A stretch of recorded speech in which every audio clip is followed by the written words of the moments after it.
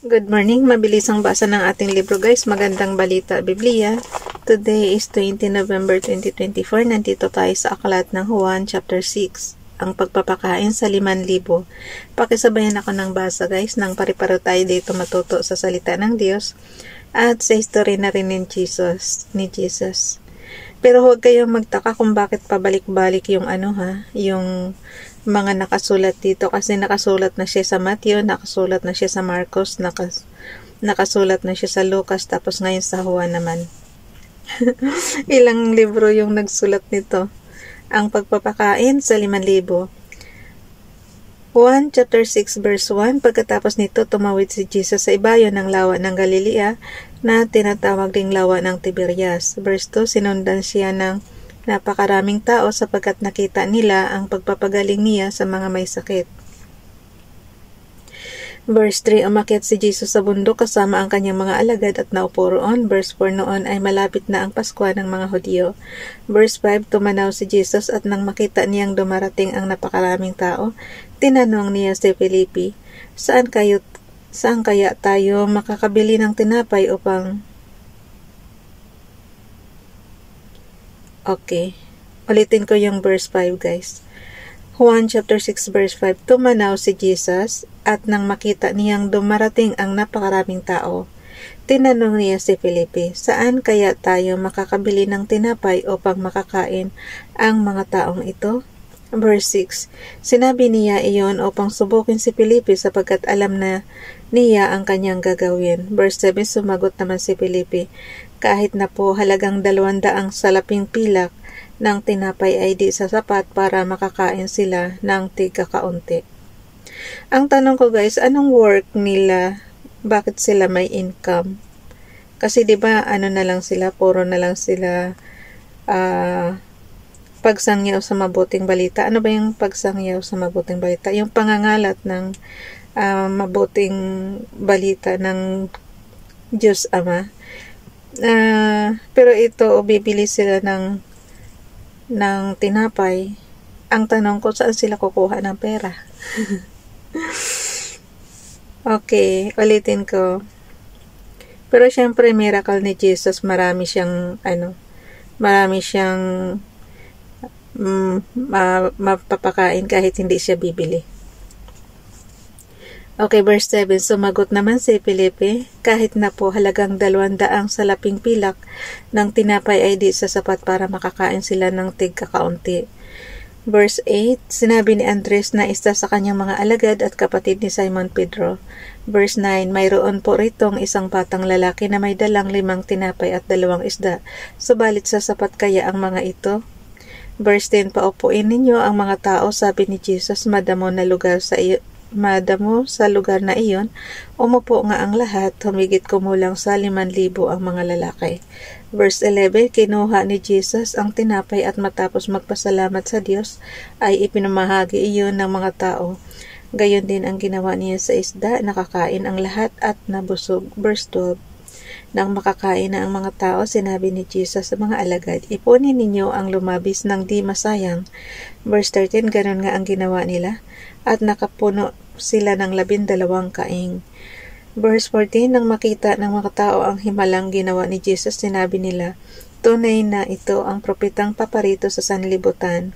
Verse 15, nahalata ni Jesus na lalapit ang mga tao at pipilitin siyang gawing hari, kaya't umalis siyang muli at mag-isang umakyat sa bundok. Lumakad si Jesus sa ibabaw ng tubig. Juan chapter 6 verse 16.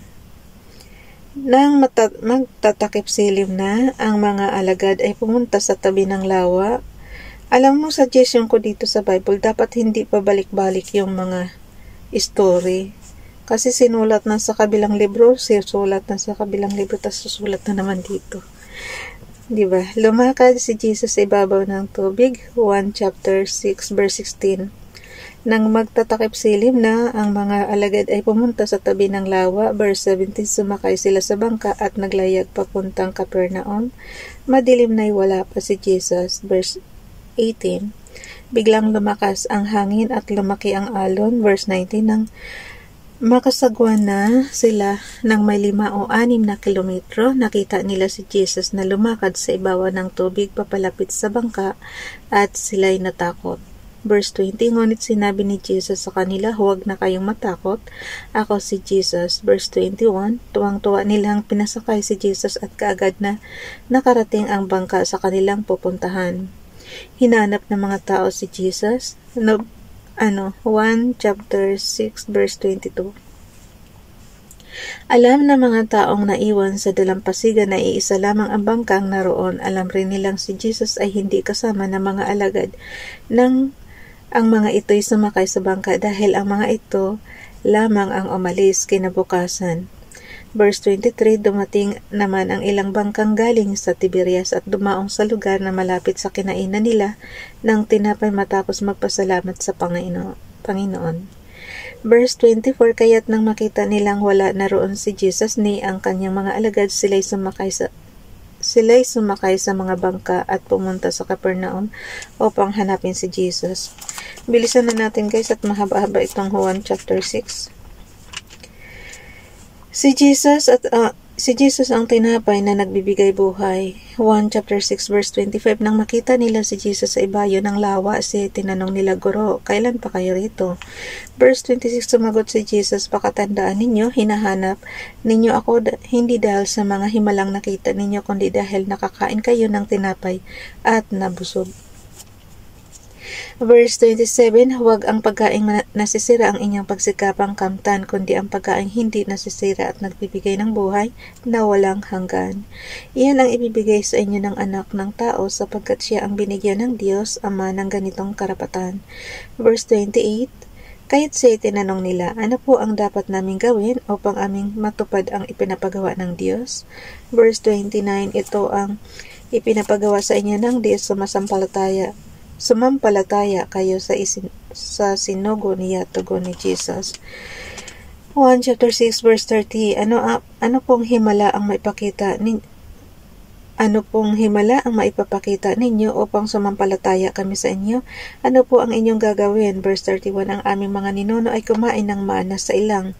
Ayon sa nasusulat, sila binigyan ni Moises ng tinapay na galing sa langit, sabi nila. Verse 32, sumagot si Jesus, pakatandaan ninyo, hindi si Moises ang nagbigay sa inyo ng tinapay na galing sa langit. Ang aking Ama ang nagbibigay sa inyo ng tinapay na galing sa langit. Verse 33, dahil ang tinapay na galing sa Diyos ang bumaba mula sa langit at nagbibigay buhay sa sangkatauhan. Verse 34, sumagot sila, Ginoo, bigyan po ninyo kaming lagi ng tinapay na ito. Verse 35, sinabi ni Jesus, ako ang tinapay na nagbibigay buhay. Ang lumalapit sa akin ay hindi na magugutom kailanman at ang sumasampalataya sa akin ay hindi na mauuhaw kailanman. Verse 36, ngunit sinabi ko na sa inyo, nakita na ninyo ako, ngunit hindi pa rin kayo sumampalataya sa akin. Verse 37, lalapit sa akin ang lahat ng ibinibigay sa akin ng Ama at hindi ko itataboy kailanman ang sinumang lumalapit sa akin. Verse 38, ako'y bumaba mula sa langit, hindi upang gawin ang sarili kong kalooban, kundi ang kalooban niya na nagsugo sa akin. Verse 39, at ito ang kanyang kalooban, ang huwag kung hayaang mapahamak ang kahit sinuman sa mga ibinigay niya sa akin, kundi ang buhayin ko siyang muli sa huling araw. Verse 40, sapagkat ito ang kalooban ng aking Ama, ang lahat ng kumilala at sumampalataya sa anak ay magkaroon ng buhay na walang hanggan at sila'y muli kong bubuhayin sa huling araw. Verse 41, nagbubulang-bulungan ang mga Hudyo dahil sa sinabi niyang, ako ang tinapay na bumaba mula sa langit. Verse 42, sinabi nila, hindi ba ito si Jesus na anak ni Jose? Kilala natin ang kanyang ama't ina. Paano niya masasabi ngayong bumaba ako mula sa langit? Verse 43, kahit sinabi ni Jesus, tigilan ninyo ang inyong bulong-bulungan. Verse 44, walang makakalapit sa akin malibang akayin siya sa akin ng Ama na nagsugo sa akin, at ang lalapit sa akin ay muli kong bubuhayin sa huling araw. Verse 45, nasusulat sa aklat ng mga propeta at silang lahat ay tuturuan ng Diyos. Ang bawat nakikinig sa Ama at natuto sa Kanya ay lalapit sa akin. Verse 46, hindi ito nangangahulugan Hindi ito nangangahulugang may nakakita na sa Ama ang nagmula sa Diyos ang tanging nakakita sa Ama. Verse 47, pakatandaan ninyo, ang sumasampalataya sa akin ay may buhay na walang hanggan. Verse 48, ako nga ang tinapay na nagbibigay buhay. Verse 49, kumain ng mana ang inyong mga ninuno nang sila'y nasa ilang ngunit sila'y namatay. Verse 50, narito ang tinapay na bumaba mula sa langit upang ang sinumang kumain nito ay hindi namamatay.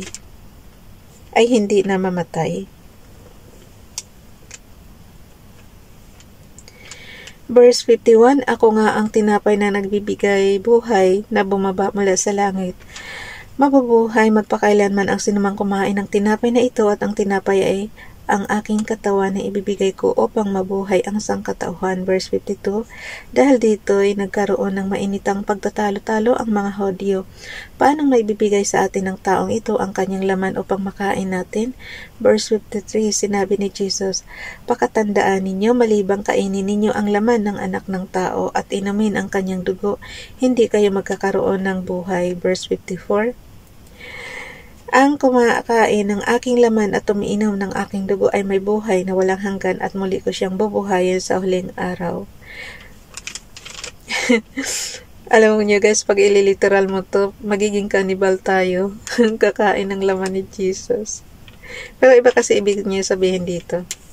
Okay, verse 55, sapagkat ang aking laman ay tunay na pagkain at ang aking dugo ay tunay na inumin. Verse 56, ang kumakain ng aking laman at umiinom ng aking dugo ay nananatili sa akin at ako naman sa kanya. Verse 57, buhay ang Ama na nagsugo sa akin at ako'y nabubuhay dahil sa kanya, gayon din naman ang sinumang kumain sa akin ay mabubuhay dahil sa akin. Verse 58, ito ang tinapay na bumaba mula sa langit, hindi ito katulad ng kinain ng inyong mga ninuno sa ilang namatay sila, kahit na kumain niyon, ang kumakain ng tinapay na ito ay mabubuhay magpakailanman. Verse 59, sinabi ito ni Jesus sa sinagoga habang siya ay nagtuturo sa Capernaum. Mga salita tungkol sa buhay na walang hanggan, Juan chapter 6 verse 60. Narinig ito ng kanyang mga alagad at marami sa kanila ang nagsabi, mabigat na pananalita ito. Sino ang makakaunawa nito? Verse 61, alam ni Jesus na nagbubulong-bulungan ang kanyang mga alagad tungkol dito, kahit sinabi niya, dahil ba rito'y tatalikuran na ninyo ako? Verse 62, gaano pa kaya kung makita ninyong umaakit ang anak ng tao papunta sa dati niyang kinaroroonan? Verse 63, ang Espiritu ang nagbibigay buhay, hindi ito magagawa ng tao. Ang mga salitang sinabi ko sa inyo ay Espiritong nagbibigay buhay. Verse 64, ngunit may ilan sa inyong hindi nananalig sa akin. Alam na ni Jesus buhat pa noong una kung sino-sino ang hindi mananalig sa kanya at kung sino ang magkakanulo sa kanya. Verse 65, idinugtong pa niya, iyan ang dahilan kaya ako sinabi sa inyo na walang makakalapit sa akin malibang ito'y loobin ng Ama. 1 chapter 6 verse 66, mula nooy marami sa kanyang mga alagad ang tumalikod at hindi na sumama sa kanya. Verse 67, tinanong ni Jesus ang 12, kayo naman gusto rin ba ninyong umalis? Verse 68, sumagot si Simon Pedro, Panginoon, kanino pa po kami pupunta? Nasa inyo ang mga salitang nagbibigay ng buhay na walang hanggan. Verse 69, naniniwala kami na ngayon natitiyak namin na kayo nga ang banal na mula sa Diyos. Juan chapter 6 verse 70, sumagot si Jesus, hindi ba't ako ang humirang sa inyong 12? Sa kabila nito'y dyablo ang isa sa inyo. Verse 71, ang tinutukoy niya ay si Judas na anak ni Simon Iscariote, sapagkat si Judas na kabilang sa 12 ang siyang magkakanulo sa kanya. Bukas na itong chapter 7 guys. Bye everyone. God bless.